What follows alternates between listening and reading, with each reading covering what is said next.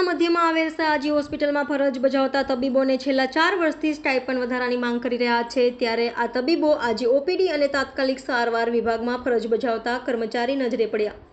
ત્યારે આજે બરોડા મેડિકલ કોલેજના 500 જેટલા રેસિડેન્ટ અને 250થી વધુ ઇન્ટર તબીબો આ કાર્યક્રમમાં જોડાયા હતા।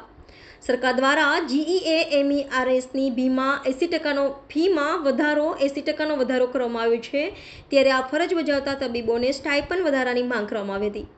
આ તબીબો દ્વારા આજે પડી અને તાત્કાલિક સારવાર વિભાગ ખાતે કાળી પટ્ટી ધારણ કરીને શાંતિપૂર્વક ફરજ બજાવી રહ્યા છે અને છેલ્લા 4 વર્ષથી આ તબીબોને સ્ટાઇપન્ડ વધારવામાં આવ્યું નહીં, જેને લઈને આજે સયાજી હોસ્પિટલના તબીબો દ્વારા સ્ટાઇપન્ડ વધારાની માંગ સાથે રેસિડેન્ટ સાથે ઇન્ટર્ન તબીબોએ કાળી પટ્ટી બાંધીને વિરોધ પ્રદર્શન કર્યું હતું।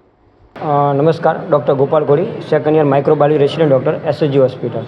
આજ રોજ ઇન્ટર્ન ડૉક્ટર અને રેસિડેન્ટ ડૉક્ટરના જે સ્ટાઇપન્ડ મુદ્દા બાબતે ગુજરાત સરકાર દ્વારા જે એમનો GR હતો, પોતાનો GR 2 કે 3 વર્ષ પછી એમને GRને અમલીકરણ કરવાનું હોય કે દર 3 વર્ષે જે ઇન્ટર્ન ડૉક્ટર હોય અને રેસિડેન્ટ ડૉક્ટર હોય એના મોંઘવારી ભથ્થા પ્રમાણે એનું સ્ટાઇપન્ડ ઇન્ક્રીમેન્ટ થતું હોય છે, પરંતુ કોઈ કારણસર સરકાર દ્વારા આ વર્ષે આ ઇન્ક્રીમેન્ટ ન આપવાના કારણે રેસિડેન્ટ ડૉક્ટર અને ઇન્ટર્ન ડૉક્ટરની બહુ તકલીફ પડી રહી છે। જેના કારણે આપ જોઈ રહ્યા છો કે અમે લોકો આજે અમે શાંતિપૂર્વક વિરોધ નોંધાવી રહ્યા છીએ અને સરકારને યાદગીરી અપાવી રહ્યા છીએ કે તમે જે સરકાર તમે બોલ્યા હતા 3 વર્ષ પહેલાં એ તમે હવે અમલીકરણ કરો। જ્યારે તમે જોઈ શકો છો આજથી 2-3 દિવસ પહેલાં સરકારે GMRS મેડિકલ કોલેજ અને મ્યુનિસિપાલિટી મેડિકલ કોલેજ છે એમાં 80% ફી વધારો કર્યો।